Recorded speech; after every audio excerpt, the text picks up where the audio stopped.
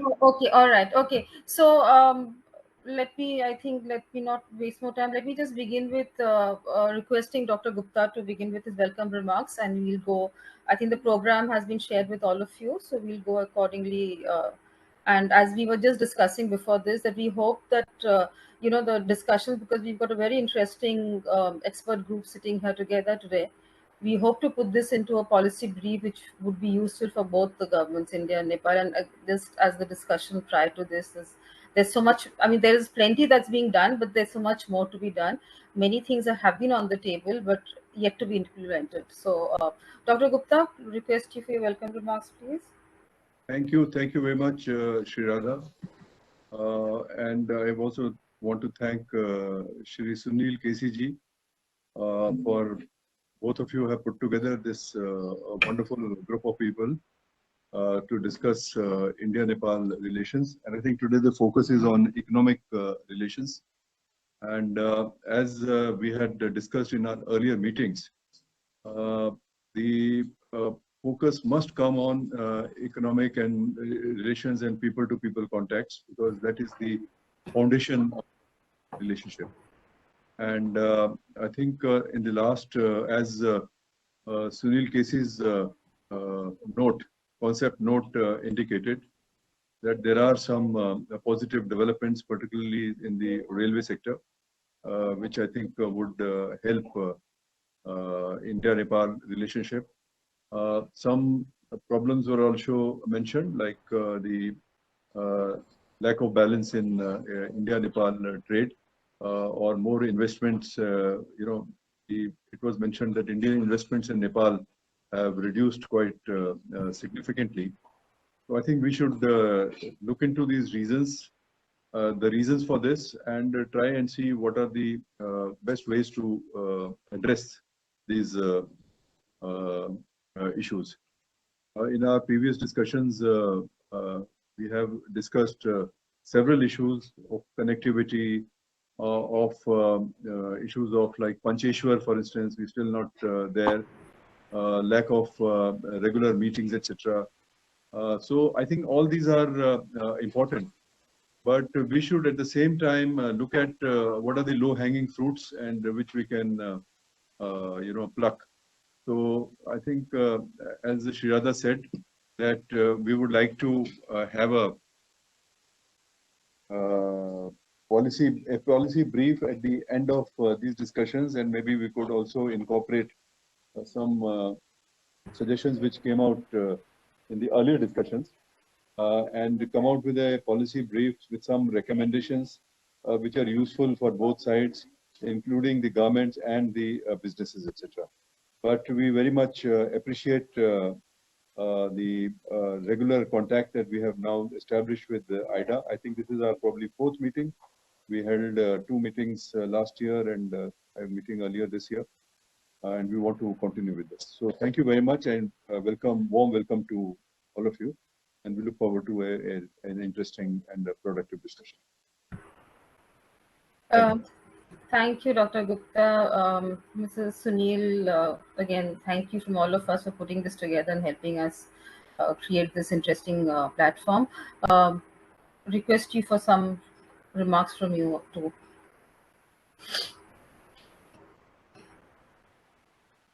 Yeah, good evening, everyone. First of all, let me thank Shreejana and Shreejana for putting this program together. And I'm happy that once again we renewed the program in 2021 with the special focus on the Nepal-India economic cooperation. And let me share you some of the interesting things that the last week the Nepalese Secretary of the Agriculture visited India, and they had agreed to sign the government-to-government supply of the fertilizer for Nepal, and they are going to sign the agreement in the month of October. I think that is the very interesting news for all of us, so that the Nepalese farmers will be getting the fertilizers on timely, so that in a year basis that government of India is going to supply almost 150,000 metric ton of urea and DAP. So that is the very outcome of the recent visit of the secretary. And I must thank the Indian Embassy in Kathmandu and the Consulate in Kolkata and Nepal Embassy in Delhi for putting the efforts, and similarly AIDI had also working so closely with the ministry and doing the lobby for this, agreement. So I'm happy to hear this news. And I think, another interesting thing is that during the regime of Mr. KP Wali, lower Arun 650 megawatt project was also awarded to the Indian government company Satluj. So that is also interesting developments in between of Nepal India cooperation, and of course the recent Nepal India railway agreement, the amendment which happened. I think this is going to help the Nepalese traders basically in the the cost effective in the cargo. And I'm happy that to have our very good friend Mr. Ashis Gajurel, who especially look this trade as an executive director in Nepal Intermodal Transport Development Board, so that he will be going to speak on this topic especially. And I'm also thankful that I am able to bring our very good friend Mr. Ishwaraj Poudel, the Consul General in Kolkata. I think he went there in 2020 during the time of pandemic, and I'd be happy to hear that what he is doing in Kolkata and how Nepal and India would be working together in terms of the economic cooperation, because Kolkata is a kind of the first contact point for us Nepal in terms of the trade. So he is somehow the main contact point for the Nepalese business people, including to me. So I'll be happy to listen to him. And another very I'm happy to have Dr. Surendra Upreti, who has been recently appointed as the senior economic advisor to the government of Nepal and the Ministry of Finance. I think this is the first time that government had appointed, the scholar as the advisor. I think I'd be happy to also to listen to him. I think he will be talking mostly on the policy level discussion, so that those inputs will be applicable to the government of Nepal through him. Similarly, we have also Shreejana Rana, who heads the Nepal India Chamber of Commerce and Industry, the most vibrant chamber in Kathmandu. So that she'll be talking mostly on the tourism aspects and other bilateral trade aspects. And of course, from Indian side, we have very known friends, including our good friend Ambassador Ray and other friends. So thank you so much once again. Yes, Sirada told that we'll be putting the inputs into the policy paper, and we'll be submitting to the government of Nepal on behalf of AIDI and AI and VIF. And I'm happy to continue this cooperation to have the policy discussion in a constructive way, and we'll be continuing such kind of dialogue, I think, physically as well very soon. Yeah. So thank you so much once again for the participants as well as the distinguished friends from Nepal and India. Thank you, Sirada. Thank you, Mr. Sunil Casey. Thank you for sharing the positive developments that's taken place in recent times. Very tangible takeaways from the visits that you mentioned. Can we begin now with requests? I'd like to request Ambassador Ranjit Ray, again, a very known person to all of us in this platform, and we've always benefited from his depth and understanding of the relations. Over to you, Ambassador Ray.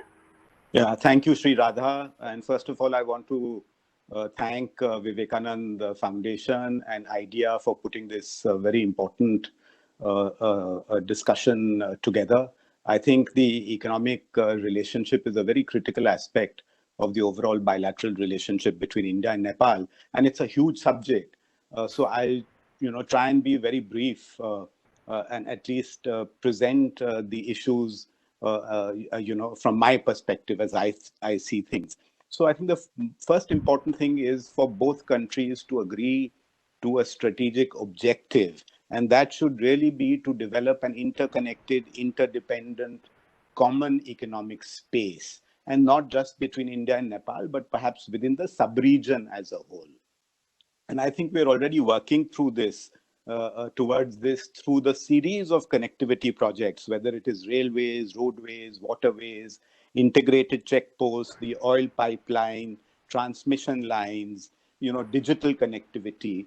So, I think all this is really creating the groundwork to have this common economic space, and where the two countries benefit from each other's progress. So I think that really should be the overarching vision.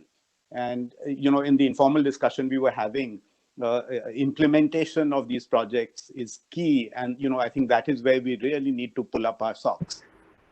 And one initiative that has been taken in recent years is to develop a joint monitoring mechanism. Like we have the Pragati mechanism in India.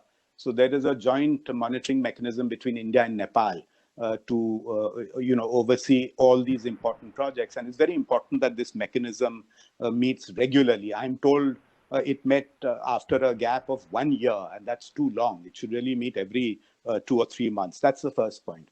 Second point, and this is something that was mentioned in the paper, and this relates to trade and investment issues.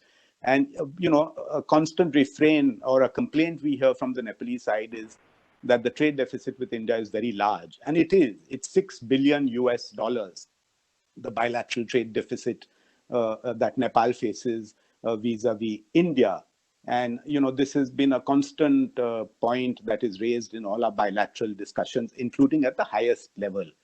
Now, one needs to understand this properly. You have to look at the trade basket between the two countries. Of Nepal's imports from India, the bulk of imports relate to petroleum products, which India also imports. Then another significant chunk relates to intermediate goods. And these goods really go to improve and increase the productivity of the Nepalese economy, of Nepalese agriculture, of Nepalese industry. And then the balance remaining is consumer products.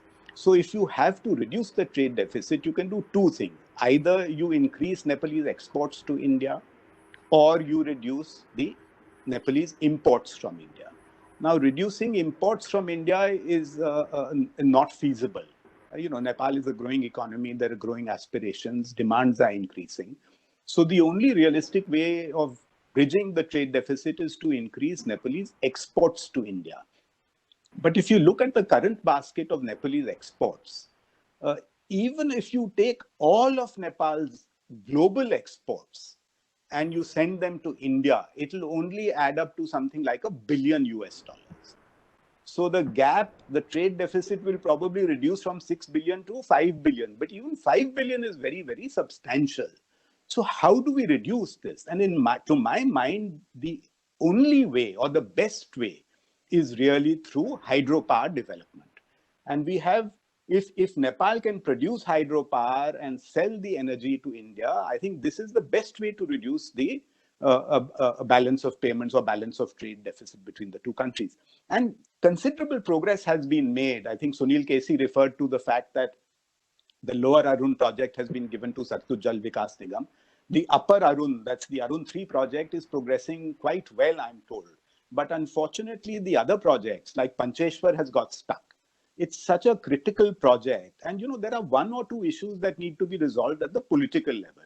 And I think it's important that political decisions be taken. We should look at this project strategically and not necessarily count our pennies, or paisa and rupees. I mean, this project has the potential of transforming the relationship between the two countries. We should look at it strategically. And similarly, the conditions governing sale of Nepalese power to India, that is through the guidelines that have been issued by the Ministry of Power, we should encourage this trade or sale. And we should encourage this sale not only to India, but to countries like Bangladesh, to Myanmar, because then we are creating this sub-regional economic space, which is in the strategic interest of all countries of the region.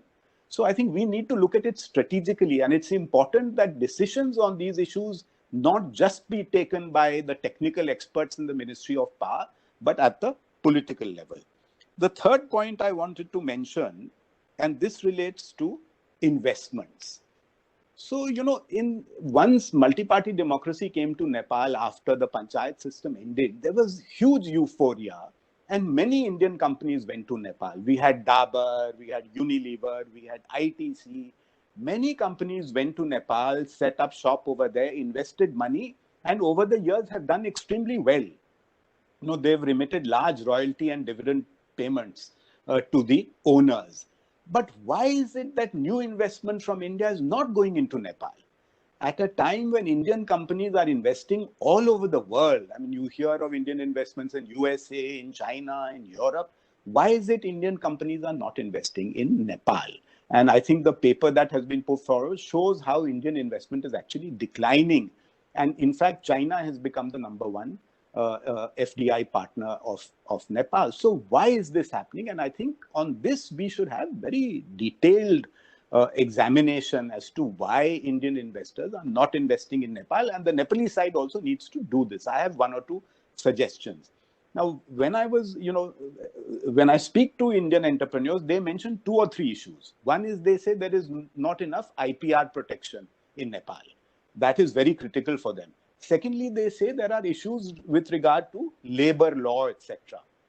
Only recently we have seen, and I was very disappointed, that the Manipal group has sold their Pokhara hospital and have exited Nepal.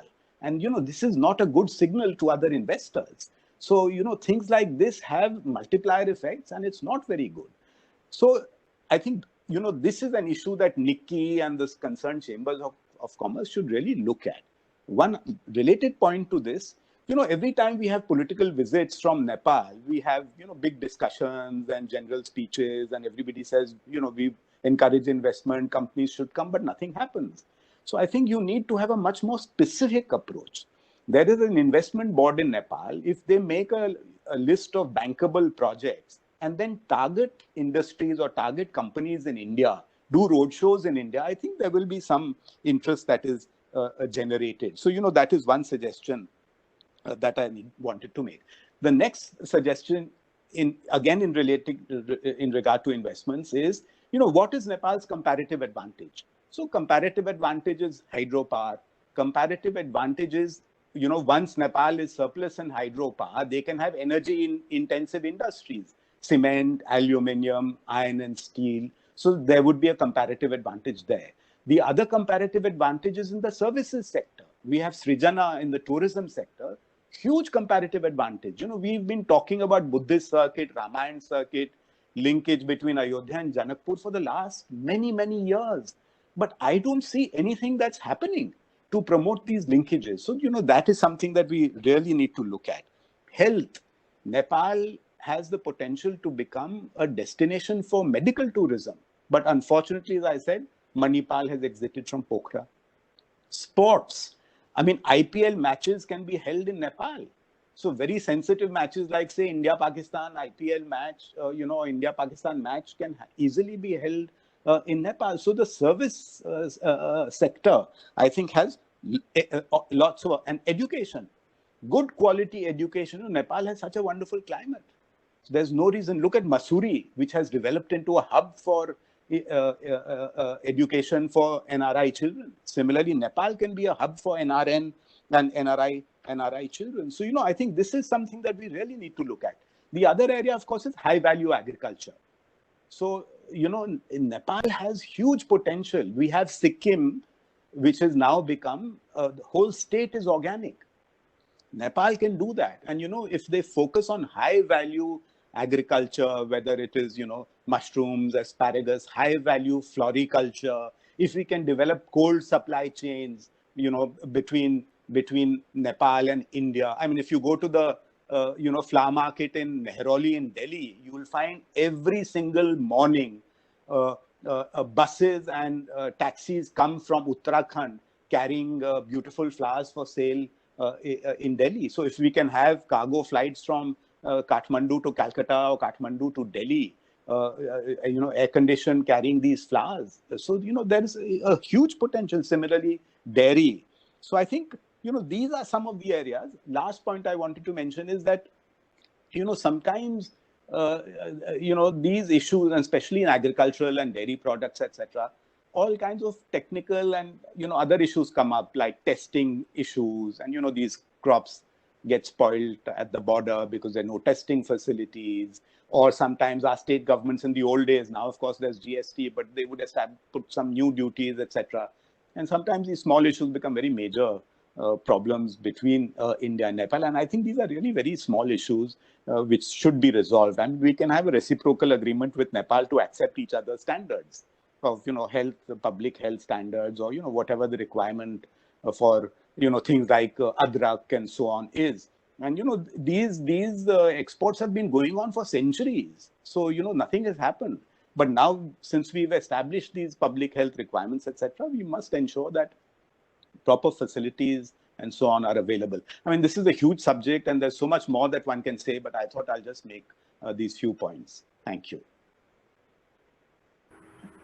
Thank you, Ambassador Ray. That is very, very useful. I think gives us a great outlay out of the things that we could do in the days ahead. But I guess we'll discuss this along the way. Can I now request His Excellency Eshor Raj Poudel, our the Consulate General of Nepal to Kolkata, for his remarks? I think you need to unmute yourself. Okay. All right. Welcome. So thank you very much. Very good evening and excellencies. Namaskar to all of you from Kolkata. Is my sound okay? It's fine. We can hear you well. Okay. All right. So thank you very much, Sunil ji and VI of Vivekananda International Foundation, and then Sunil ji from AIDIA for bringing us closer this evening today and having the discussion regarding Nepal-India bilateral relations and unleashing potentials for the economic cooperation between the two countries.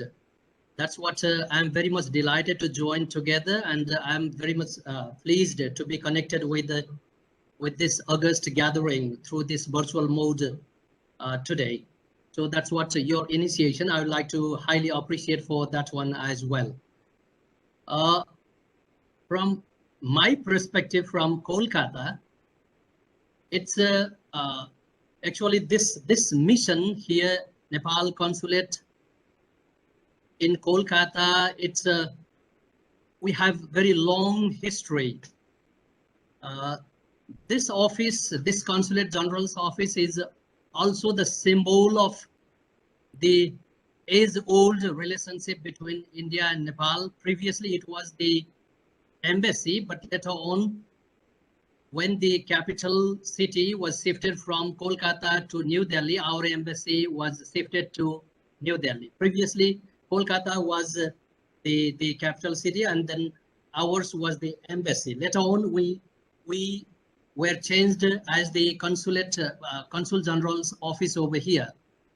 So from the last 70 plus years, we are here.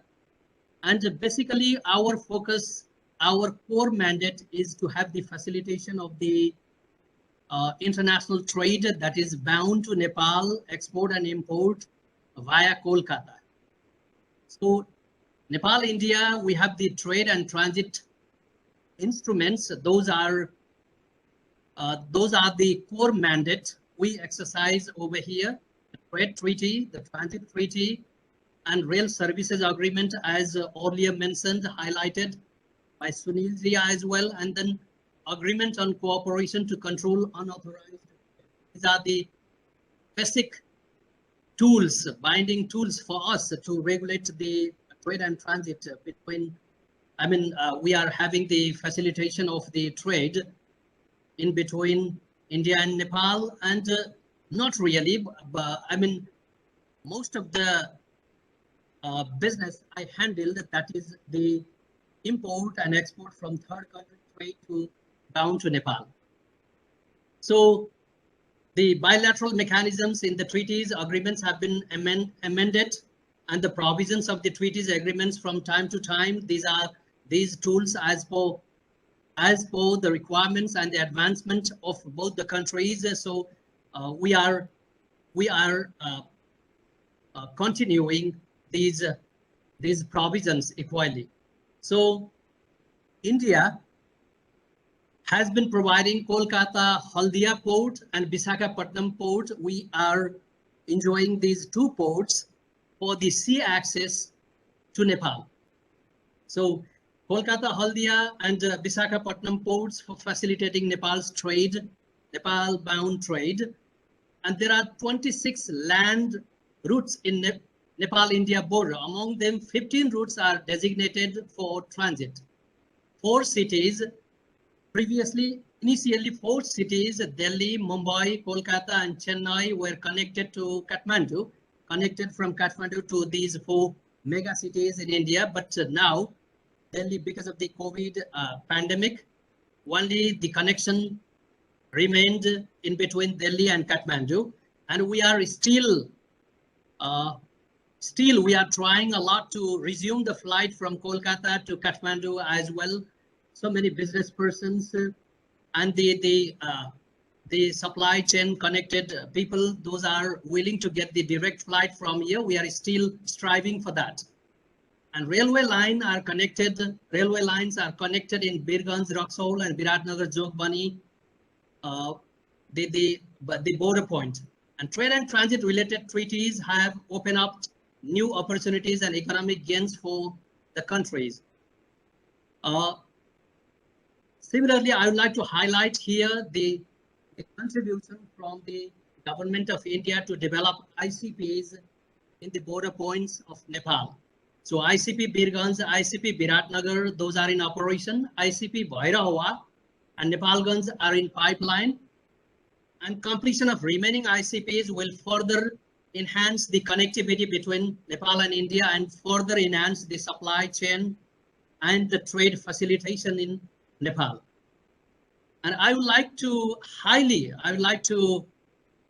it's my regard to the concerned Indian authorities, especially the port authority here in Kolkata, Visakhapatnam, and the customs authorities for extending the full cooperation and providing facilities for maintaining the non-interrupted and uninterrupted supplies, the trade, transit, and business supply chain during COVID-19 pandemic, most difficult and crucial days in our life.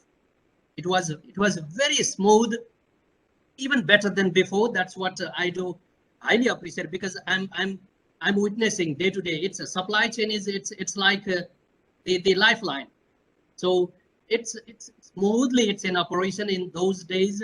Even however, the days are now a little bit better, but I can see those days were really difficult and challenging for us. Even visiting the port site and all these from the business persons, and again the high priority was given for the Nepal bound cargo and containers to have the clearance in that way. So that was quite impressive for me to learn from the strong system that has been made. And regarding the supply chain, the Kolkata Port Trust over here, the chairman of Kolkata Port Trust and the port infrastructures compared to, let's say, 10 years before and now, lots of advancement has already been done so that Nepal can get the benefit from that as well, to have the cargo and containers, the clearance, and all these. I think one more thing I would like to highlight over here is that tendency, the demurrage, the detention rate, all these that has been decreased significantly. It's because of that also, because of the port facilities and the infrastructure developed in that way. So that's what Nepal is getting the benefit for directly benefit for making the supply chain intact in that way as well. So regarding the trade, highlighted, it was already the trade deficit. His Excellency, former ambassador, he has already highlighted that one. We have obviously the trade deficit with India. I don't go for those parts because my job is a little bit confined for the international trade. Third countries trade bound to Nepal. It's because of that. But some of the recommendations for my own country's policies and all these things that if Nepal is really trying to make the trade deficit decreased and all these, the production increased, definitely the first thing we need to focus on the hydroelectricity. Second one, the branding, production, processing, branding, and the market access to the mega cities of India. That is what we need to focus on, that one. And then similarly, there are, let's say, some of the products like indigenous products. We have the Jumla apple, which is even better than Simla apple and Mustang apple. So we need to have the branding like that, and then market access to Indian cities for that. Similarly, the carpet, the pasmina products, handicraft, Nepali metal crafts, and all these. So market is obviously there. So for example, the trade fair and large scale mega fairs in India, we need to have the participation and then the outlets for that, the production to be sold in mega cities in India. We don't have the facility like that, even that one. So we need to have the connection in that way. So for that, B2B and G2G, so many options and the alternatives we need to explore for that. I would like to request the business society participating today, the friends and fraternity for that as well, so that we can take the opportunity for that one as well. So regarding the one of the best sector Nepal can get the benefit from India is obviously the aesthetic tourism that is connected with the Hinduism.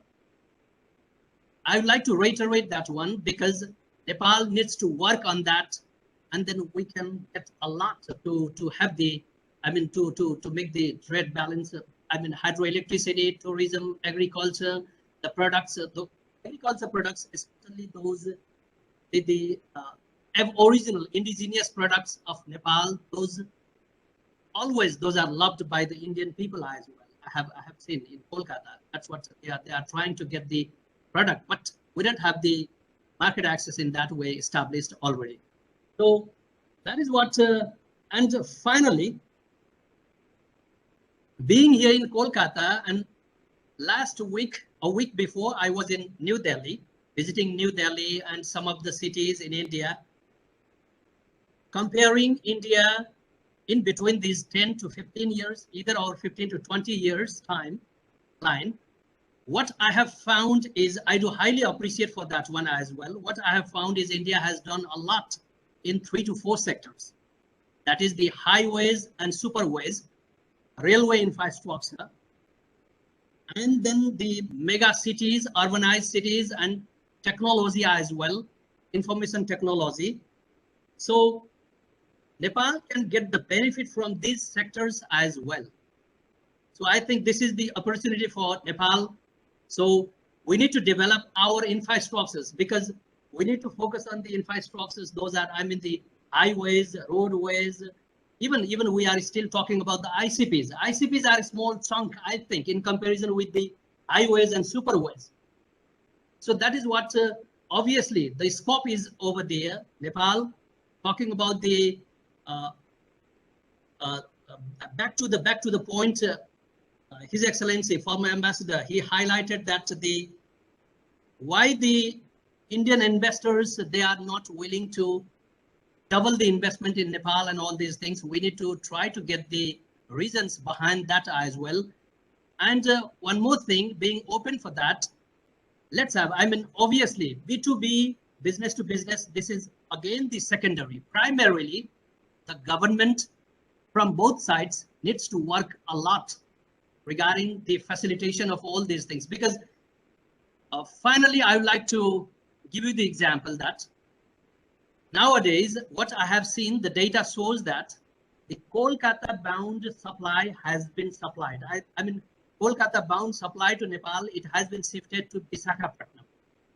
Let's see the example. Why it has been happened is that because Kolkata bound containers and the movements, it has been decreased significantly when we opened up Visakhapatnam.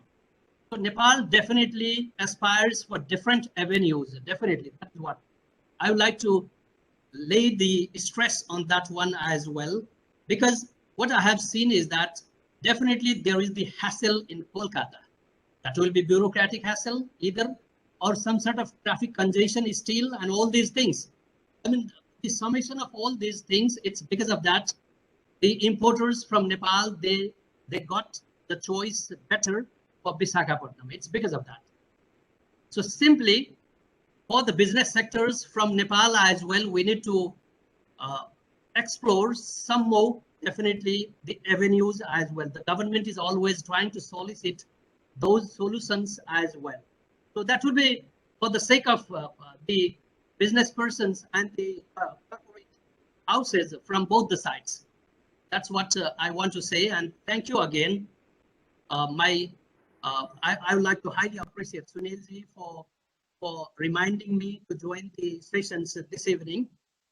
So from my side, from Kolkata, I'm always ready to have the cooperation in that way as well.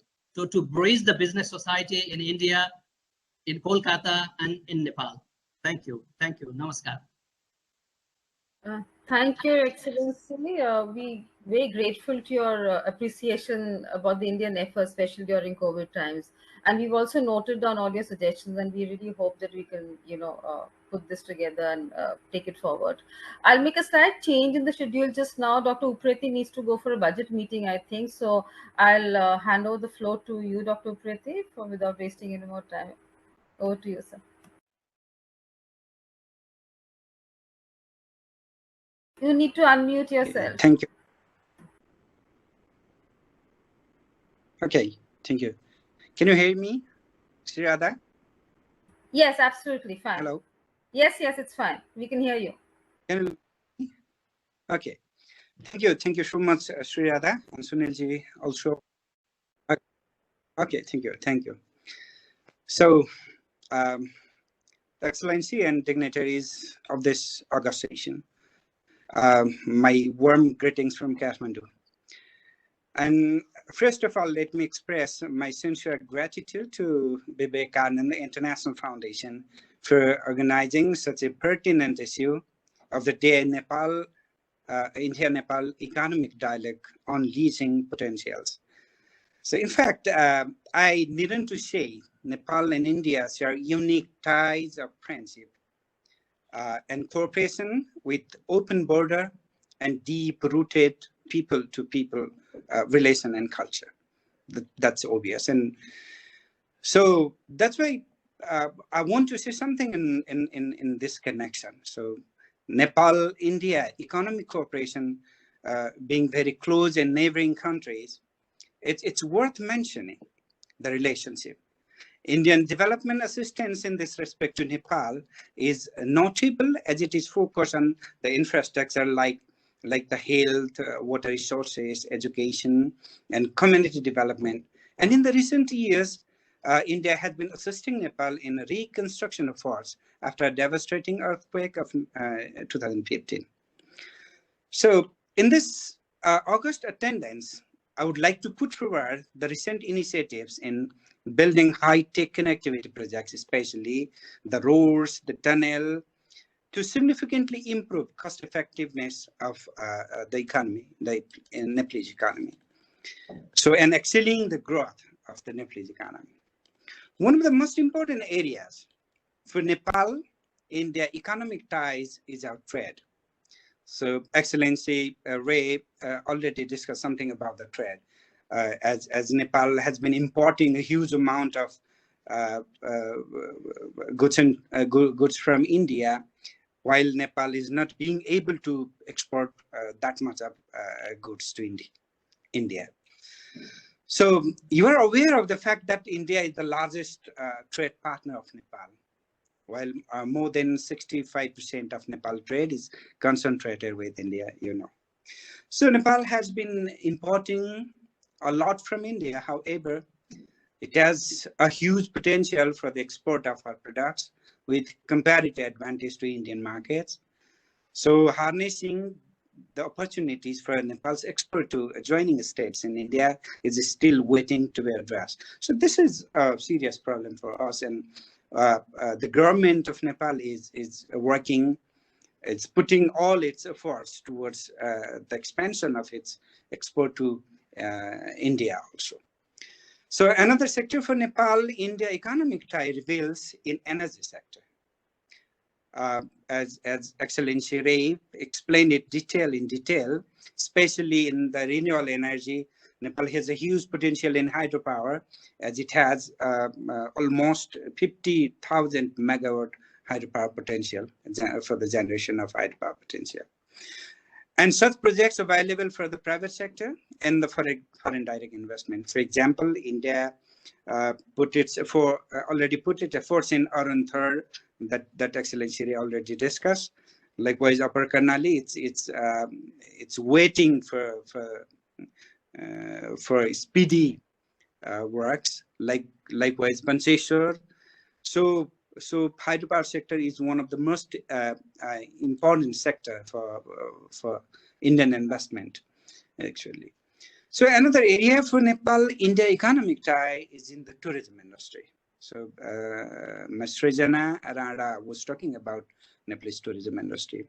So in recent days, Nepalese tourism sector has been hit hard, badly by COVID infection transmission. So, however, Nepal seems to be very much potential in tourism industry, where most of the Indian tourists come Nepal, and Nepalese tourism industry can be benefited from the Indian tourists. So, this is one of the most potential area, an important area, which can at least balance Nepal's huge trade deficit. So that's why we are very much serious and promoting tourism industry. And the Indian assistance and Indian Nepal-India ties in this tourism industry is very, very much worth noted. Both countries, India and Nepal, both countries can link themselves through the tourism in a significant scale. As Mrs. Rana was saying, Shreejana Rana was saying, that they are going to develop a circuit, a religious circuit, the India and Nepal, in India and Nepal. So this is one a very, welcoming task. So as you understand, Nepal's potential in mountaineering and adventure tourism, likewise in cultural and religious tourism, as Mr. Shreejana said, the village tourism, and many more areas, there is a tremendous potential. Nepal has a tremendous potential in it. So likewise, so I would like also to share my interest in the agriculture sector. So Nepal's agriculture, especially in high value products, for example, the horticulture products, the livestock and other, Nepal has a huge potential where India and Nepal can work together. So for the development of agriculture also, so we welcome bilateral cooperation and so on.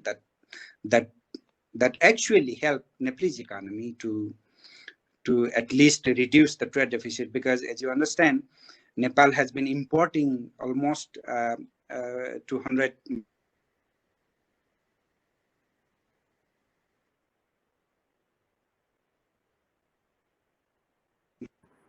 to the country. That's why it's one of the sectors where Nepal can excel investment and produces the agricultural product. And Nepal has equal potential to export these agricultural products to the India, high value agricultural products. For example, the apple and walnuts and other livestock products and so on. That's why I want to say Nepal and Indian economic ties seems to be so much being important for Nepal and India, because they are a neighboring country and adjoining country, which actually benefits the people of Nepal and people of India. That's why this is a very pertinent issues to be discussed. That's why I thank you, and I thank you all for organizing such an important program at this moment. And for some reason, I have to attend the meeting. That's why I again thank you all, and I especially I'm very much obliged and indebted with the Vivekananda Foundation for giving me this opportunity to share some of my views in Nepal-India relation regarding the potential of the potential on economic cooperation and so on. Thank you so much. Thank you very much. Thank you, Dr. Upreti, for reiterating the the close economic criticality between the two neighbors. Can I now request Mr. Sanjay Chadha Additional Secretary to the Commerce Ministry of India, to come in with his remarks. Yes, over to you, Mr. Chadha. Yes, yes. Can you hear me? Yes, we can. Thank you, Ms. Shreejana. Thank you, Vivekananda India Foundation International Foundation for organizing this talk on relations with a very, very important neighbor. And thank you for allowing me to be a part of it. From the commerce perspective, I would just like to mention very few points. A lot of it has already been said. If we look at how important a trading partner we are for Nepal, the following statistics of 2019-20, pre-pandemic, indicate out of Nepal's total exports of $875 million, $642 million were to India. So it's a very predominant share. And out of its imports of $10.5 billion, around $6.6 billion of imports were from India. So yes, India is the most important trading partner, the largest trading partner. Recently, we have some figures from China, but again, exports to China from Nepal are minuscule, 6 million. But unfortunately, the imports from China to Nepal are very skewed. It is $1.6 billion. So it's perhaps there would be a greater balance on this side. But having said that, I would, before I speak on other points, would just like to thank Mr. Ranjit Ray for raising something that is very close to my heart. I was Director Hydropower in the Ministry of Power from 2003 to 8. And in 2006, we went to the Washington, D.C. to negotiate a loan for Rampur hydroelectric projects. We were taken to Canada to see a few hydro projects there. And we were told of what is called the Columbia Water Treaty, by which the US developed the entire Columbia River Basin in Canada. They made all the projects and they signed long-term PPAs to purchase all the power from these projects. So the result was that US has perennial flows, flood moderation, and Canada gets a stream of revenue, which is in perpetuity. I think what Mr. Ranjit Ray said is very important, that one of the ways to address the balance of payment would be to have a similar overarching treaty rather than looking at piecemeal hydro projects, which tend to, mostly be languishing. A treaty of this sort would be hugely in our favor. And in 2006, when we got it back, we had a discussion and we were told that soon political consensus and political will be developed to have such a treaty with Nepal, by which we can build those hydro projects for an entire basin, get the advantage of flood moderation and perennial flows in the rivers, and Nepal would have in perpetuity huge amounts of cash flows from the sale of power to India. I mentioned here that if we look at Bhutan, over 60% of Bhutan's GDP is sale of hydropower to India. So this, I think, is one of the biggest win-win for both the countries. And I think 16 years have passed since that event. And I hope that someday we'll have a political consensus to have such a treaty between India and Nepal on a comprehensive development of hydro projects in Nepal. Now, just coming back to what I had in mind from commerce, if we look at India-Nepal trade is governed by an India-Nepal Treaty on Trade and also under SAFTA, to which both India and Nepal are signatories. Now, we have given a 0% duty to Nepal in all items except 25 items, which are, I don't know why, but qualified as sin goods and luxury goods. The sin goods being tobacco and alcohol, and the luxury goods being perfumes and cosmetics. So other than this, all goods are actually having a zero duty status. So it is not that there is any lack of tariff barriers which is impeding trade. Yes, as was mentioned, certain NTBs do come up from time to time, and we try to have them addressed in the Department of Commerce. Also, there is a review of this treaty. The rounds of negotiation happened till 2020. Draft concept notes and texts have been exchanged. I think we shall shortly be scheduling the next round of review of the India-Nepal treaty also. The second and more important treaty is the India-Nepal Treaty in Transit. Of course, this was first signed in 1954, but majorly, a major change happened in 1999. Now, Nepal, being a landlocked country, has its transit and trade through India. This treaty lists the Calcutta port and the Visakhapatnam port, and also gives out details of what will be the modalities for treating Nepalese good in transit. It's a very comprehensive treaty, and these treaties are, of course, some of the provisions are revised from time to time because in the implementation, things change, technologies change, processes change. But by and large, this treaty has been quite successful. The third interaction we have with Nepal is the India-Nepal Joint Business Forum. Now, this forum was established for an effective information sharing mechanism. And we are trying to schedule the next meeting of this forum sometime in 2021 itself. Because of COVID, it has not met for a couple of years, but it's an important forum where the two industries and the two businesses meet each other, discuss prospects, and also tell what they need from the government to further their business interest. Now, being a landlocked country and having all its trade with India through the land board, connectivity is one of the most important issues for Nepal.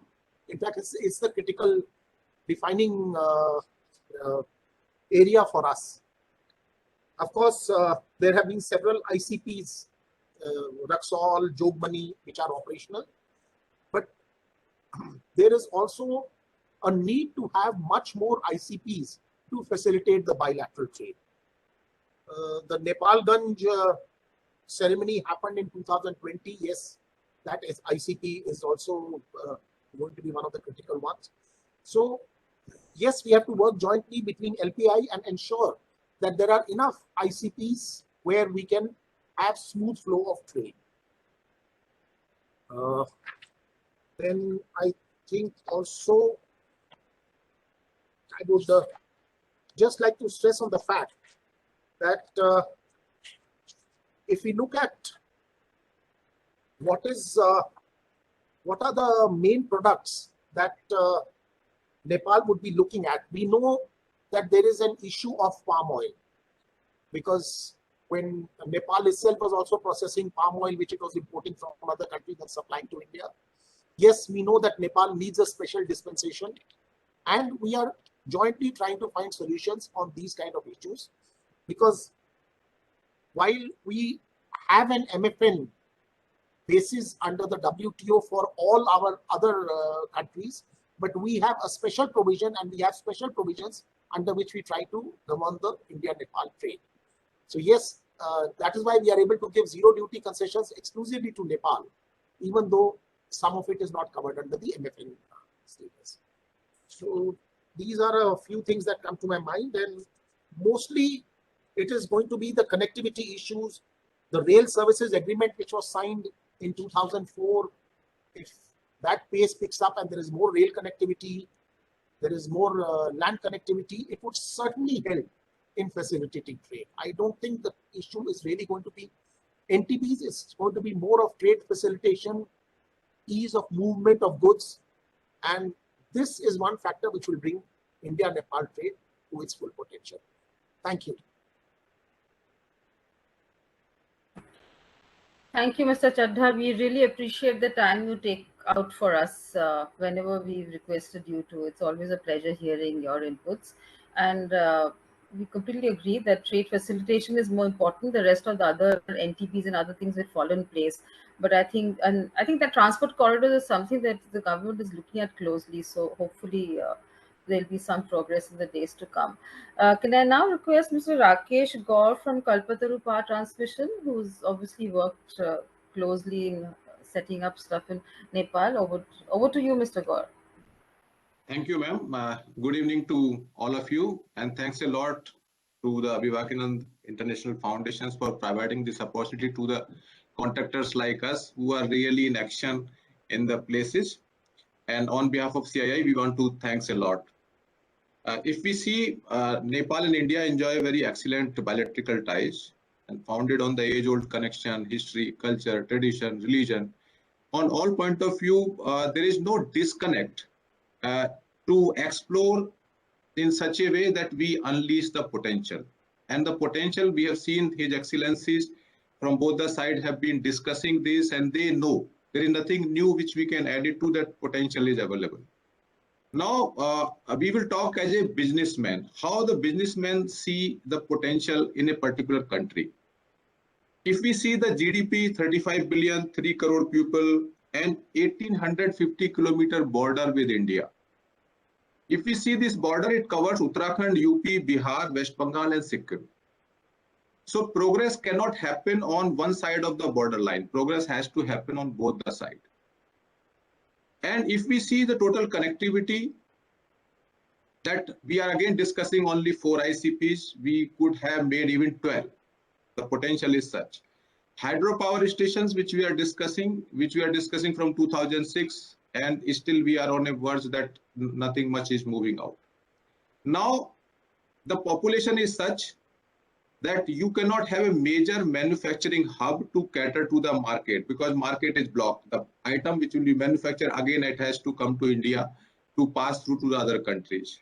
The second thing which is happening is that whatever potential they have, potentials is in the food, agriculture, some of the minerals which are really not much viable while exploring, and the complete labor market which can be made available. Now, on this ground, both the country has to work in such a way that the border areas, starting from Uttarakhand or in UP, Bihar, West Bengal, and Sikkim, they develop the hub in such a way that both the side of the borders get benefited. Benefited in terms of school, colleges, skill set development, and the power which we are discussing is a major potential. Sometimes we say 75,000 megawatt, sometimes we say 50,000 megawatt, that can be really connected to all the 5 states. India is progressing well in these 5 states. As we have seen, Gorakhpur has really brought a lot of focus. So Bahraich will get a focus and Nepalganj connectivity will be much better. If we see Bihar, that is also progressing. Highway connectivity is happening. And India is really becoming a railway progressing country in terms of all the electrification. We are sure that by 2023, we will have 100% electrification in India. Similarly, we can help Nepal to have the better railroad connectivity and better electrification and better utilization of the energy which will get generated in their country. We are making transmission lines there. We are making substations, some of the power stations, as we know. But what we are observing as a business community, that progress on all the activities are very, very slow. Sometimes the sensitivity which comes out to resolve the issues are comparatively very less. The transmission line which should take 24 months take 4 years. Substations which should take 18 months are taking 36 months. And that's why the economical viability is getting, and the interest of the people are going. We have also seen the example of Manipal, which has to pull out from that place. So institutes, we have seen, if you go to states or you go to Europe, you will find a lot of Nepalese students are there and a lot of Indian students are there. Some of the time I ask Indian students why you have come here, they say climatic conditions are good. And we know how good climatic conditions can be provided across the Nepal. So there is an opportunity of opening the institutions. There is an opportunity of developing the skill set of the manpower. There is an opportunity to execute the project faster. That must be facilitated by both the government. And please have development across the border. 1850 kilometer line can be very effectively utilized. It can have even ancillaries. If you see a car company comes, the towns and towns get developed because of the ancillaries. So there is a lot of possibilities from both the side of the border, and business community is very keen to do it. You see, most of the Indian companies go there and do the construction work. If you see from the list of the Nepal community, there are 1,800 contractors, 18,000 contractors are there in different category A, B, C, D. They can come across the border, they can work here with a proper skill set, and major challenge is the quality sensitivity. Whether it is an Indian contractor or it is a Nepali contractor, we must build up the things where we feel proud of doing it or proud of saying it that we have built it up. So as a community, I can say that a lot of efforts have been put and a lot of opportunities are there in terms of construction sector, which is around 10 to 11% of the GDP. And now that a lot of Nepali people are coming to India or any other country, so there is a remittance income of approximately 25%. This remittance income is basically creating demand. The people are asking better connectivity, better road connectivity, better rail connectivity. Same thing, logistic cost to the country is still very, very high because of poor rail connectivity and road connectivity. If we improve this, and suppose a lot of petroleum products are going to the Nepal, if we put a proper pipelines there, it will be a very clean transportation of the material, clean transportation through railway, but we have to act fast. The only thing which we are lacking is all of us know what is to be done, but we are not doing. And even if we are trying to do, we are trying to do at a very slow pace. Our connectivity with the people of Nepal is excellent. And we know that whatever geopolitical twist comes in between somewhere, it is our connectivity with the people and our efforts to help the community always make the peace. So we are quite hopeful as a business community. We are ready to go. We are already there, but we want same kind of facilitation from the Nepal side. Thank you. Thank you, Mr. Gaur. That was very, very useful inputs from the ground, really. But more importantly, I was very pleasantly surprised to hear a business person talk about developing the border zone. I mean, that's been an article of faith for me as a scholar. I constantly, in most of my writings, and Dr. Gupta is aware of it, that I keep discussing how border zones and border economic zones need to be developed. And, there's a kind of an interplay of cultural, social, and all other factors. So very happy to hear you saying that and reiterating those points. Can I now request Ms. Rana, the president of NICCI, to say her.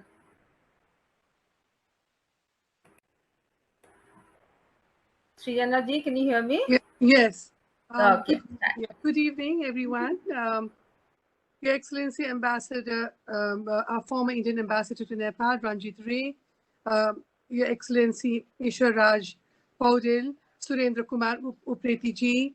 Then we have Ashis Gajurel ji, Mr. Sanjay Chadha, Mr. Rakesh Gaur, Mr. Sani, Dr. Arvind Gupta, and AIDA CEO and VP of NICCI, Mr. Sunil Casey, and our moderator of today, Ms. Shreejana. It is really an honor to be here with all of you to be able to discuss Nepal-India economic dialogue and unleashing potentials. Thank you, AIDIA, for organizing this wonderful event and to be given this opportunity to discuss issues, challenges, solutions that we face to strengthen and learn. Nepal-India relation, connectivity plays a crucial part in our multidimensional relationship between Nepal and India.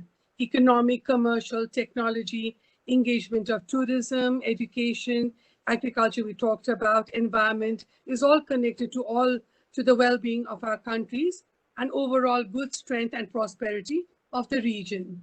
So I would like to just mention a little bit of NICCI's background, that Nepal-India Chamber of Commerce and Industry was established in the year 1994 as a binational organization of Nepalese businessmen and industrialists with business relations in India.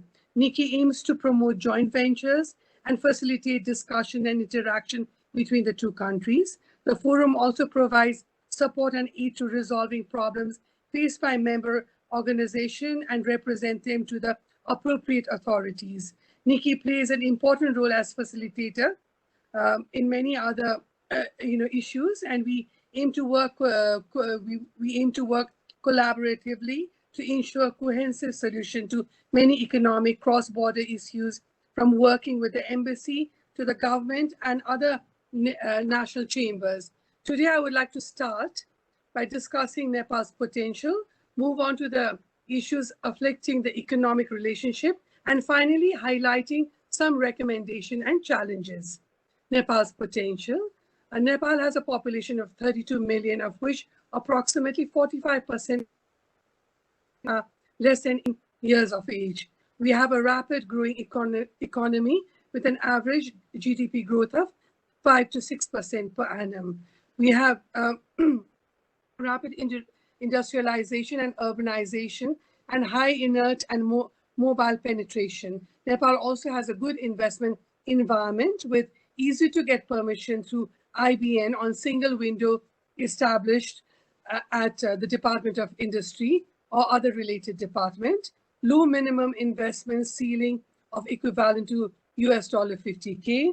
Indians may invest in INR, no visa required, protection of investment under BIPA, avoidance of double taxation under DTTA, attractive investment benefits.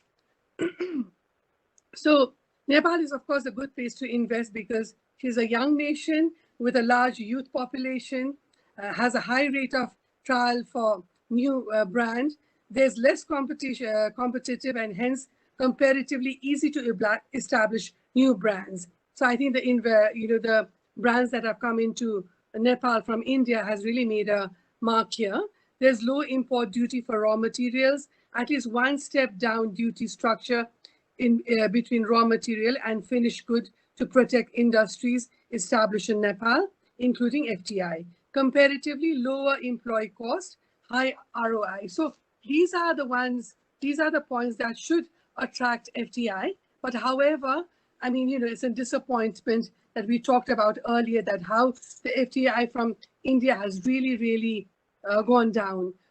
Issue afflicting economic relationship, what we feel is, however, there are some issues that do afflict the economic relation. There are four main areas I would like to touch on: trade and infrastructure, ensuring fair competition, importance of collaboration and modernization, and ensuring standardization of ground realities and treaties. Firstly, I would like to start on a positive note that in the area of trade and infrastructure, a wonderful headway we have made in the recent long-awaited railway agreement. We also talked about the fertilizer, and then we talked about the hydro. So this will help ensuring open supply. The railway is definitely going to help ensure open supply lines and economic flow in bilateral trade and greatly reduce costs and problems and increase competitive of the products. Now, moving on, we are all aware that the number, more than 2/3 of Nepal trade is with India. We already talked about that. A lot of my points are also, it's a repetition, but please bear with me because it's an opportunity to discuss, Nepal's major source of raw material is India, from plants to machinery and petroleum products. India is also the closest and largest market for final goods for Nepal and largest source of FDI for Nepal. However, the Nepal-India export ratio stands at 1.8 compared to 1.3 ratio when the 1996 treaty was first concluded. This highlights the greater value of our relation, whether socially, culturally, or economically. But it also shows that the problem of export and mass production from Nepal. NICCI has assiduously been working to bring these issues to the forefront to discuss the trade imbalance and ways forward, while Nepal does need to work on her internal supply side capacity. There needs to be strong bilateral infrastructure policies to help create a positive ecosystem, such as the healthier tariff understanding between Nepal and India.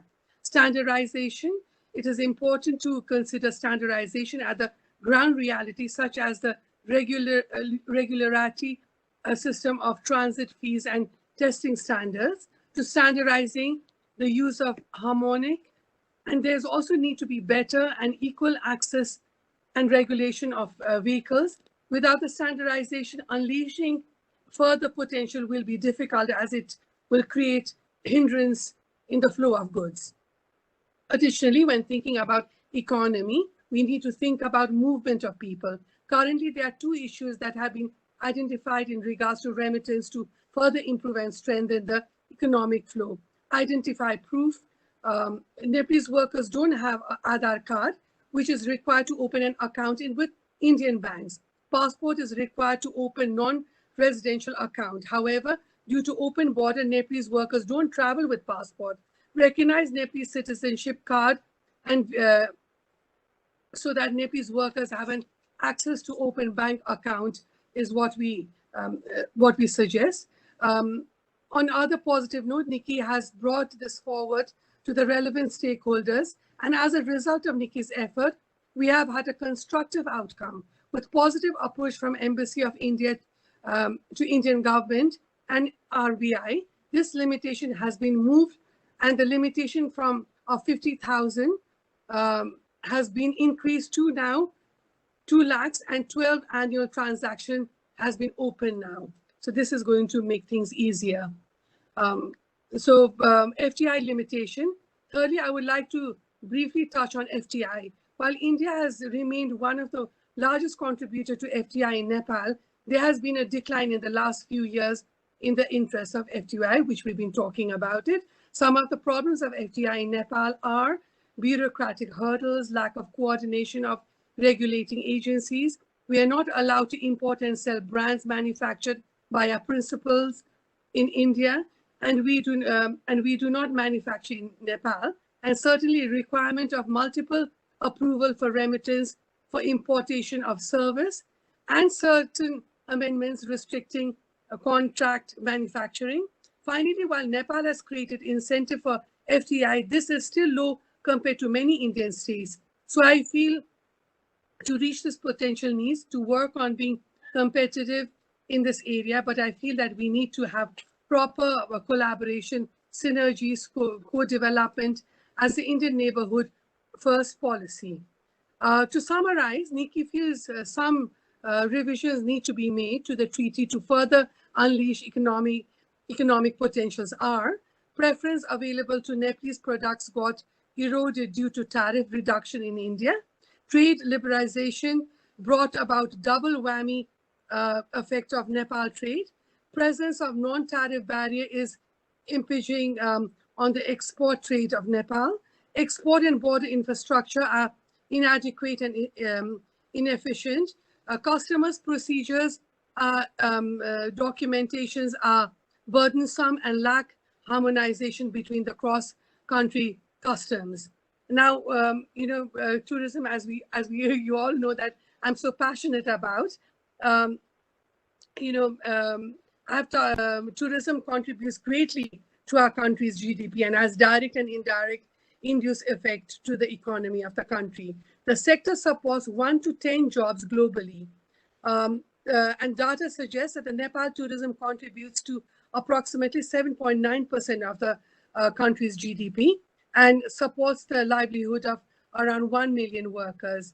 It is an important sector to focus on while discussing economic dialogues and unleashing potential platform as tourism growth can lead to economic growth. They also say, like, when one tourist enters Nepal, 10 citizens benefit from the suppliers to the travel agents. So it is an extremely important sector for Nepal. We really do depend on tourism.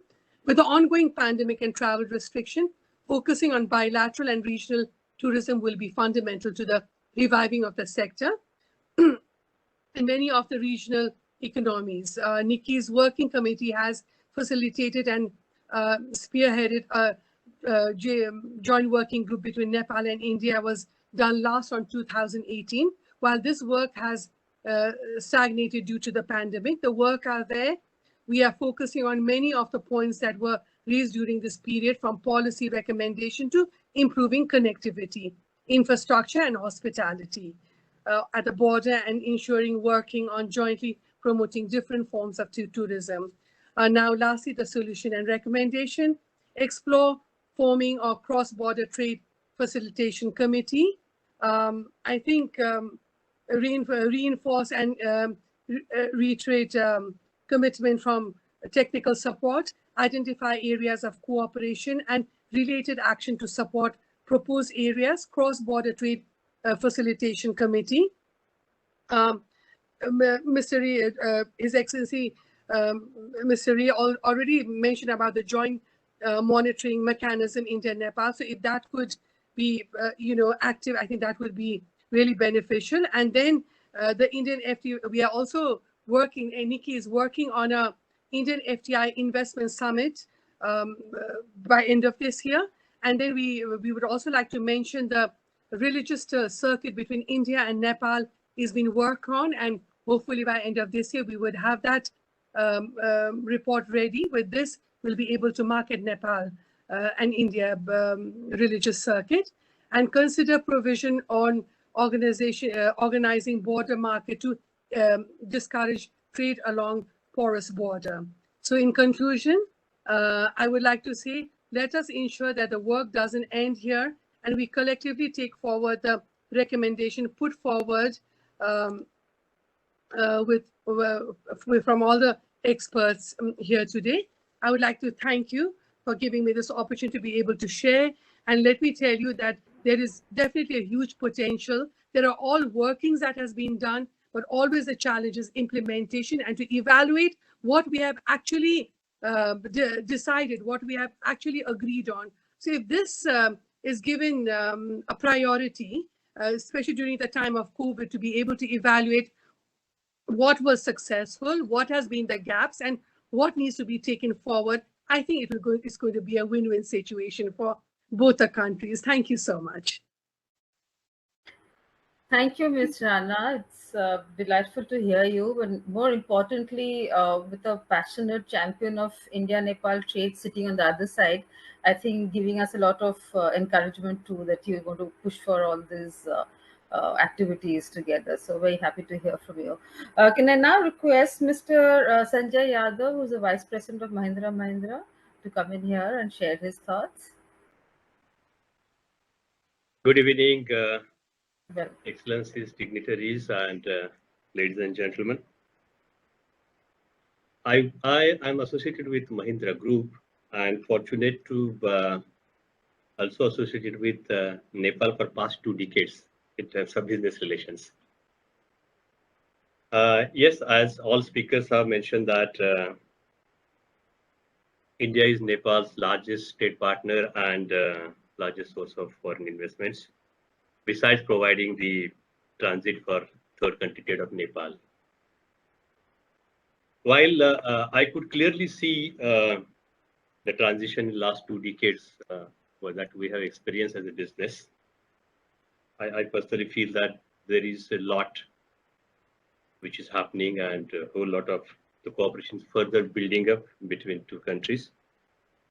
Now Nepal government is giving priority for the economic growth and committed to attract the investments in the country. They have unveiled their relating packages towards the various measures of attracting FDI in terms of rationalizing the tariffs, development of trade-related infrastructure, and even simplification of certain processes. That really certainly is a welcome step, and that will help. Nepal is aiming to become the middle-income country by 2030 and slowly graduate to status of the high-income developed nation by 2043, as we read the reports. And definitely to do so, they will need the attract the FDIs with wide range of sectors. Right. So, based on my understanding of the market and country and the industry, I feel that there is a huge opportunity to further enhance the cooperation between 2 countries in various sectors like energy, transport, urban development, manufacturing, agriculture, IT, and of course tourism. And the speakers before me have dwelled upon the opportunities in these various sectors. So I will not actually repeat that, but clearly a few of these I feel certainly have huge potential to work further is obviously the energy, wherein the hydropower development, setting up of the transmission lines, distribution network, etc., is something which Indian companies can work together with. Similar in the transport also, Nepal is looking at stepping up the investments in road development, the airports developments, and strengthening the railway network. This also is a joint cooperation area for Indian companies, because knowing how India is progressing in terms of infrastructure development, infrastructure building, the way the road building is happening in the country, all of us are aware. Urban development is another one area where we can work together on smart city developments, real estate, land development, etc. Apart from that, water and solid waste management are the areas which can be jointly looked forward to. Manufacturing, yes, in the manufacturing sector, Indian companies can look at investing sectors such as food processing, pharmaceuticals, biotech, appliances, etc. Since I belong to the industry, automotive and tractor industry, Mahindra is leader in this industry, and we have been working in the country for past almost 2.5 decades. I personally feel that there is a huge opportunity in the country to look at local manufacturing of tractors or vehicles as well. Out of close to 7 billion exports from India, almost 7%, which is about $500 million, is towards automotive industry. And I can share the example with you is that all the neighboring countries have already worked or working with India, like Siam and other company, other Indian institutes, to work on a policy towards locally assembling products, or make in the country, make in Nepal kind of initiative. This will help employment generation, not just that, but even capability building of the team, and in a way it will start or trigger the industrialization in the country. Both the businesses like Mahindra or other companies can work in the country, have the tie-ups with the vendors on both sides, and create the vendor parks there. This will definitely help boost the industrialization in the country. That's why I feel probably manufacturing something which is again important. Other very, very important sector is agriculture.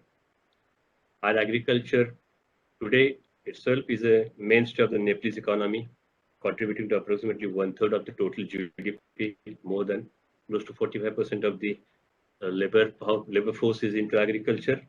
And there is a huge potential. However, I personally feel that the agriculture growth rate is not as desired, and there is a lot which can be done here. Nepal has got huge potential for various crops, commercial crops, and apart from that, something like potential in tea, ginger, cardamom, etc., which can attract, which has got huge demand in international markets. They can look at that. Here, I would like to stress upon the point that agriculture growth probably is not as desired. Normally it is measured by a way of mechanization and productivity. If you look at, like for example, mechanization for agriculture is very, very critical, because as it is, there is a huge shortage of manpower, and especially a country like Nepal with a lot of expats. There is a huge shortage because we are the tractor industry, and in Nepal we are the market leaders there. So we are aware of the challenges the farmers are having in terms of getting the labor for agriculture work, because people are preferring getting out of the country for some other work rather than preferring potential, because probably people are not interested, youth is not interested in doing that. The mechanization is the way for that. If you look at mechanization, India is close to 40-45% or so in terms of mechanization, whereas Nepal is around 20s. So there is a huge potential for mechanization. So what can be done is, and if you could, and the mechanization is normally checked with, for example, a simple thing like statistics, like what is the park of tractors in the country, or annual sales of the tractors. because which is the major driver for the mechanization. Just to give the example, not to compare with state of Bihar, but arable land, if you calculate arable land between of Nepal and Bihar, obviously Bihar is almost more than double the arable land. But if you look at tractor population, it is 1/5. So there's a huge mismatch. So this is something which will help. Now to boost that mechanization, what can be done is here also, both the countries can look at locally producing the agricultural equipments, which will again, apart from improving localization, it will also help employment and other benefits that normally we get with the industrialization. Other sector, of course, is the information and communication. Here we talk about includes telecommunication, electronics, media, print media, etc. So there are certain challenges and difficulties due to the geographical complexities and infrastructure. Indian industry definitely has got good potential to work together with Nepalese industry. Tourism, a lot has been spoken about that, including the development of spiritual tourism circuits like Buddha circuit and Ramayana circuit. I think that's another very interesting opportunity. While I say so, these are the opportunities. From the industry side, we do face certain challenges. I can certainly agree that there has been good work happening in terms of eliminating those issues and challenges, but there are a few which can be looked at. Road transportation and border congestion has been one of the major challenges for the manufacturers like us. However, as I said, there is a good improvement. The train connectivity also is being explored, and that is helping. Certain challenges on the banking and financial transactions also are there. A difficulty in sending payments out of Nepal, since the Nepal Rashtra Bank approvals are required at each point in time. Certain issues related to work permit processes can be sort of eased out, and other things like which Indian businesses would look forward to in terms of investments is issues like IPR protections. Right, there is a need of a better legislative framework for IPR-related rights, so that Indian businesses do not get discouraged because of this issue. Similarly, effective mechanism for the redressal of the disputes. That is some area I think. Apart from that, harmonization of standards. This will actually help Nepalese exports.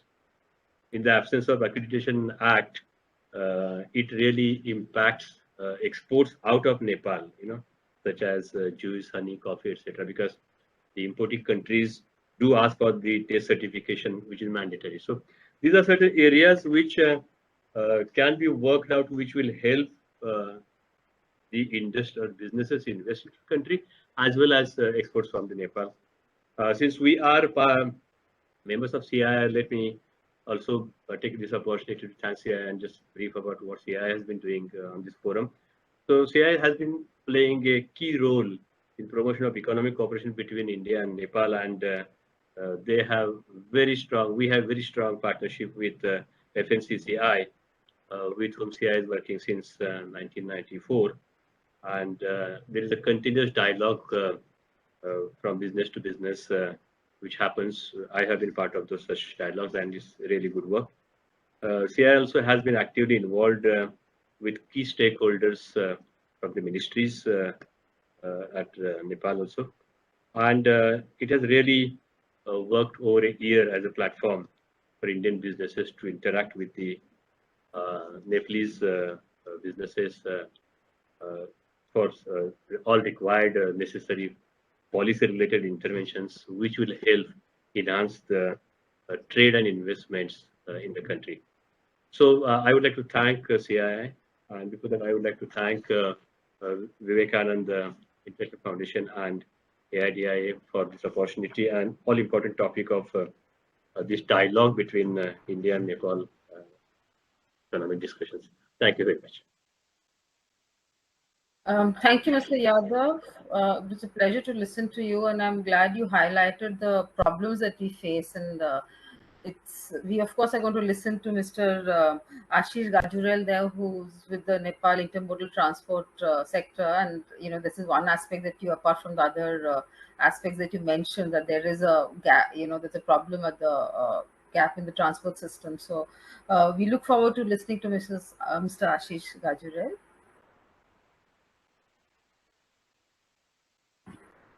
Thank you. Good evening, Excellencies and dignitaries. First of all, I would like to thank organizer for organizing this dialogue.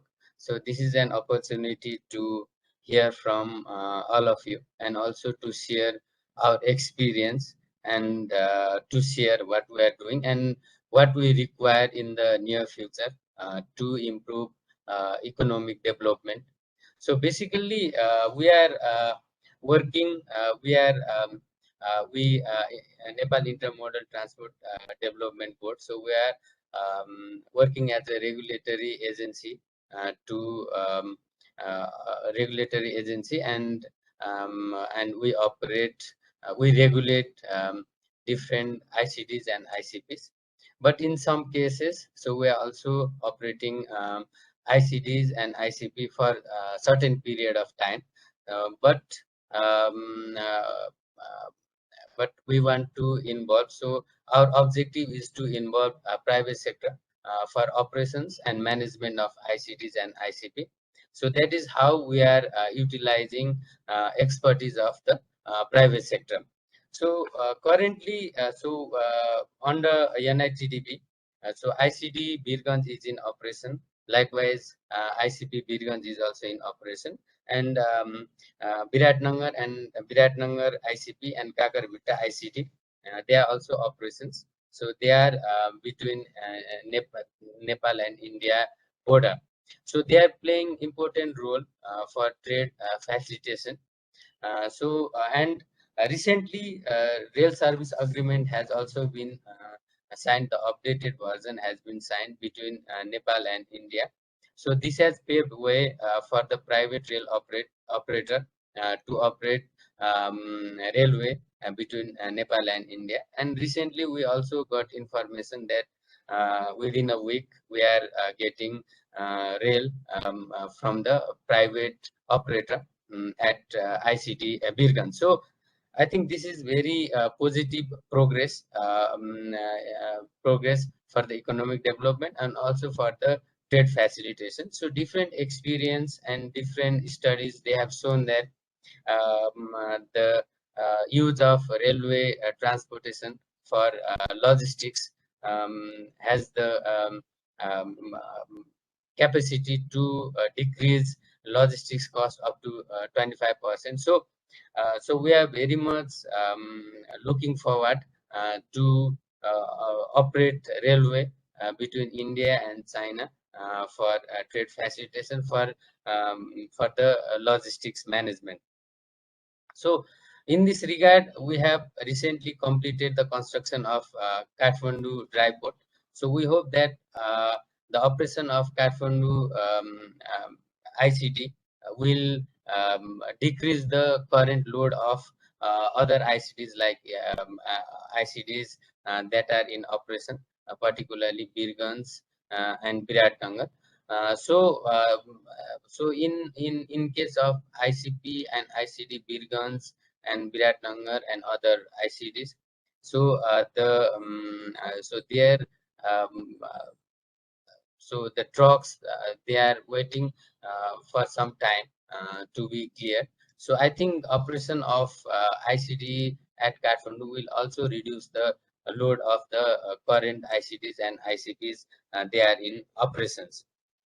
So I think this is very positive message, and we are working to connect other ICDs and ICPs through railway lines, so that we can transport our consignment to our ICDs and ICP through railway. Likewise, we are also discussing on the perspective to bring railways to the ICP Viratnagar. So these are some of the progress that we have been initiating from IBN. So besides so we are constructing ICP at Nepalganj. So this is through the Indian government support, and we are also planning to build ICP at Bhairava. So this is also through Indian government support to Nepal. So in this regard, we would also like to request to like start construction of ICP Bhairava as soon as possible, because this is in a pipeline. So this is a pipeline project which India is planning to construct very soon, but there is no news or information that when um, uh, they would start constructing ICP Bhairava. That is why, so we are also facing difficulty to invest at the present ICD.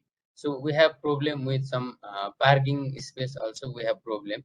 So we are also like discussing whether we should invest in the infrastructure development, or we should wait for the ICP. So I think construction of ICP at Bhairava, that should be initiated as soon as possible. So that will also help to cut the logistics cost. So on the other side, government of Nepal is also looking for foreign investment in trade sector. So to give you an example, Investment Board of Nepal, so that is the nodal agency to execute PPP projects. So they are currently working on different proposals forwarded by the private sector to build and to operate terminals at different points. So I think they have received a proposal to operate in Birganj, Bhairava, Biratnagar. So I think in this sector also Nepal government can attract FDI, but Nepal government should, I think, should also facilitate the FDI investment in the trade sector. So if there is interest to invest in the development of terminals and operations and management of terminal, I think we should look to that proposal positively. And we need to also understand that we have also huge infrastructure at Birganj and Biratnagar, particularly in Birganj and Biratnagar. So how we involve private sector if they are interested to build terminal in this area? So we should carefully plan and then carefully allow the private sector to build their terminal and other trade infrastructure in that area. So, but we see interest from private sector to invest in the development, management, and operation of terminals at different trade points. So, so we can also involve foreign investment to develop logistics park. So we are in need of logistics park, and we are also in discussion to develop water transit between Nepal and India. So that will obviously facilitate trade further. So we need to initiate. First of all, we need to initiate a good study to see if water transit is a feasible way to transport goods between Nepal and India. So that is good. That would be good initiative from our side. And besides, in Nepal, we have Public-Private Partnership and Private Investment Act 2019. So that will obviously facilitate private investment in this sector. So so if any company or any party is interested to invest in different infrastructure or services in the trade sector, I think this regulation will facilitate that perspective as well. So so besides, we are also planning Dodara Chadani ICP. So currently we have started, we have identified the land, and we have started to conduct environmental impact assessment. So that is the development in the far western region of Nepal. And um, um, as far as we understand that India is also interested to develop ICP at Dodara Chandani. So this will also facilitate the movement of goods between Nepal and China. So for us, if we build Dodara Chandani ICP, so India, Delhi will be very near from that ICP, and that will further support and facilitate trade between Nepal and India. So this way, India and Nepal, we are working jointly. So we have meetings and we discuss and we try to update and upgrade our ICTs and ICP, and we are also working to modernize our ICTs and ICPs.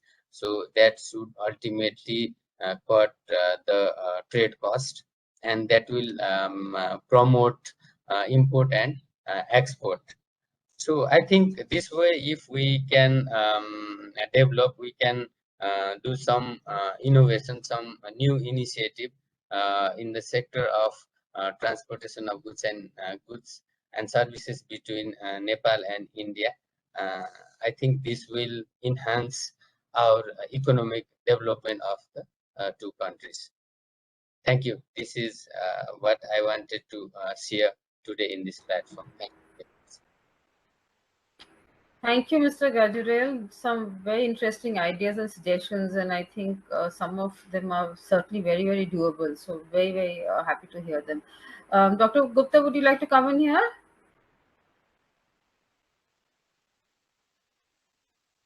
Unmute, sir. Are you concluding, or you want some comments?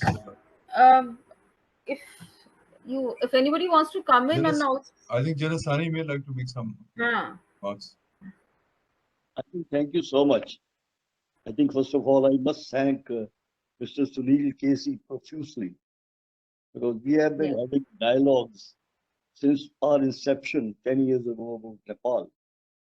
But about 2-3 years ago, we thought that we'll change to the economic relationship, which actually become the foundation of the relationship between the two countries.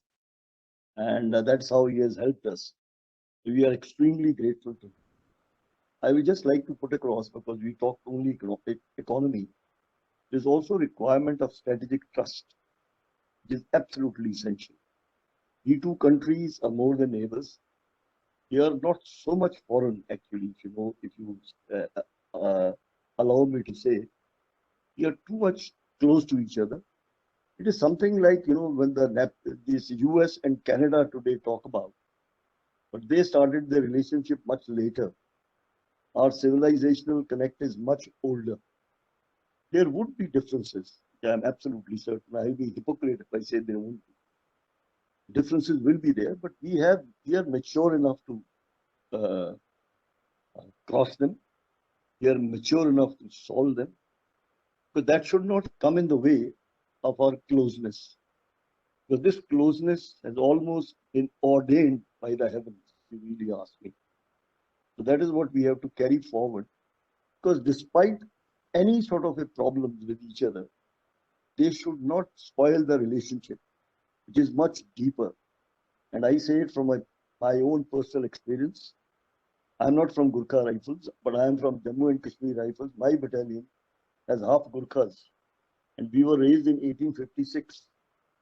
I've always trusted the Nepalese, come from Nepal, with my own life in the 3 battles I have fought as a soldier.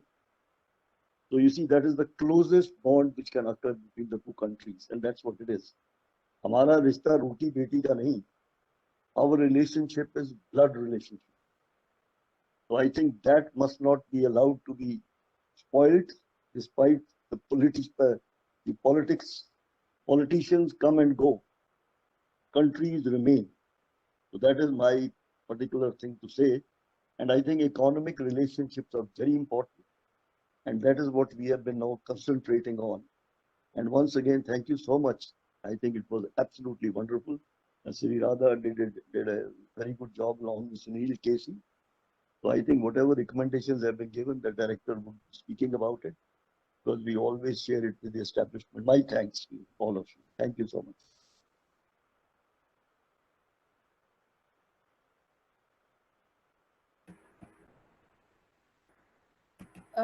It really was one of the most, I think, fascinating discussions that we've had, and I think that the best part was the positive note that we all spoke on. I think that's something that everybody wants to uh, take it forward in a very different frame.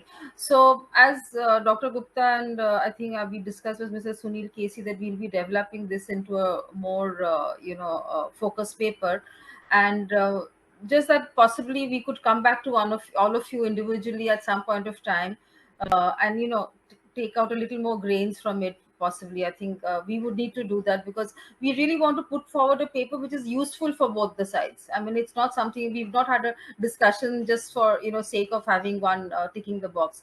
It's something that we believe that we'll be able to provide inputs which are valuable for both industry on both sides as well as the government. So I'd request you that do bear with us. We'll probably from both Shreejana and Sunil Casey's side, and from our side, possibly come back to you again for some individual inputs and interviews. Especially Your Excellency, we'd be very happy to come and call on you in Kolkata sometime and discuss this more with you again. Dr. Gupta. Thank you. Thank you very much, Shreejana. I was listening to this discussion with great interest. And I think in a long while, I have not been a witness to an Indo-Nepal discussion which has been so positive. Even Sunil would remember, we started last time, I think in 2020, 1st June or something, we had first discussion, and that was in the shadow of Kalapani. Then we had some more discussions. But I think it's been most useful to know that there is such huge potential, and this potential is recognized on both sides. And more so, it's recognized by people who are businessmen, who are involved in day-to-day economic relationship, etc. So this is, I think, a very big plus we have, that the business communities on both sides, I think they are very positively inclined with respect to each other. Ambassador Ranjit Ray, who is our mentor for our India-Nepal discussions always, and he always comes up with some very pertinent observations. And I think he has been making this point about hydroelectricity for a very long time, and particularly on Pancheshwar and Arun and some other projects. And he said that if really you want investments, Indian investments, then you must have some really big projects. Incremental things won't work, because the gap is so huge, and it was observed that Manipal Hospital is exiting. So I was just thinking, if there is so much potential, then why is it that the investment which was well established is exiting? So this makes us think, introspect. I think both sides need to introspect. What is it that needs to be done to make sure that this potential is utilized properly. It was also heartening to note that on connectivity, there has been quite considerable progress. And I think the update on ICPs and the new ICPs, that is very heartening. And when I heard Mr. Eshor Poudel and say that even during the COVID time, and such a difficult time, there was no impediment in India-Nepal trade. And that is, I think, very heartening to note, because we are fed on only one narrative, which normally comes from Nepal, that India blocks the trade, and it has done incalculable harm, etc. I think on a day-to-day basis, and particularly during this COVID time, if this has worked well, then I think this is something that we should be talking about more fully and more widely. Several suggestions were made. I think I don't have to go over them in detail, but surely connectivity, logistics, cost of logistics, etc. These are the areas that we have to work more. Trade facilitation, the role of the governments. I think these are also very important. And the problems of implementation, which were mentioned, these are also important issues. And there are several fora here, India-Nepal fora, both government and non-government. They should look at these. I think the positivity of the private sector on both sides will help resolve some of these problems. And on connectivity, it was heartening to see that on railways and ports and ICPs, there is quite considerable progress that has happened. But as I think General Sani was, before I come to that, I think someone mentioned about, it was probably Sanjay Chadha, who mentioned about US-Canada as a model. I think that's a very, very interesting thought. And Janasani also referred to this. We are as closely involved, in fact, more so because of the long history as US and Canada. So if US and Canada is smooth, so we should try and make, do it, make our relationship that smooth. But then it would be, we have to face realities as well. We cannot simply live in dreams. The fact remains that there is a lot of politics in our relationship, which comes in the way of developing these relationships further and the economic relationship further. There has to be, somebody mentioned political will. I think there has to be, because these relationships are so beneficial to the ordinary people, there has to be a concerted and open effort to depoliticize, to the extent possible, our economic relationship and people-to-people relationship. Politics will take care of itself. The politicians, they have their own compulsions, they will make their own statements, etc. But how to depoliticize, at least to the extent it is possible, and that is where probably the issue is. I mean, we have in our previous discussions noted the coverage of India in Nepalese media, which is very negative, doesn't really help. Now, how can we deal with that aspect? But if the businesses are interested, I think they have to have more prominent voice in decision making, I think, on both sides. If that happens, perhaps things would improve.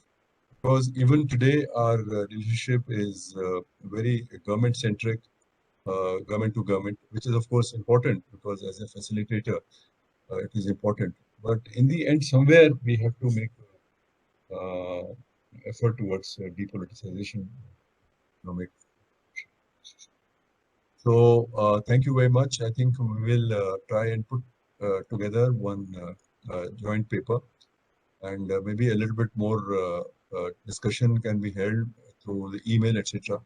And let's give ourselves a time, say of about 15 days or so, and we can put together a short paper in identifying the opportunities, the challenges, and some responses and suggestions as to how to overcome those challenges. So it was wonderful listening to all of you, and I'm most grateful for very senior participation from the Nepalese side, and also from our side, Ambassador Ranjit Ray, who is, as I said, our mentor on this India-Nepal relationship, and Sanjay Chadha, who is a very important pillar of support for us, the Ministry of Commerce, and he's always here when we need him, and he gives his insights. And then others who have attended, thank you very much. So back to you, over to you, Shreejana. No, I think it's just thank you to all of you, and especially to Sunil to have got these kind of to have put this all together. I think we really must ensure this this positive mood can be taken forward, and hopefully, I'm not sure whether we can do it in 15 days time, but we'll certainly do. But we'll also do a I think periodic follow up to how we can kind of re-examine the situation and see what in the ground we can address and what others can be put in place. So wonderful suggestion ideas, and deeply grateful to each one of you for your time and effort and your ideas here. Um, Meet you again sometime. Thank you. Goodbye. Thank you. Thank you.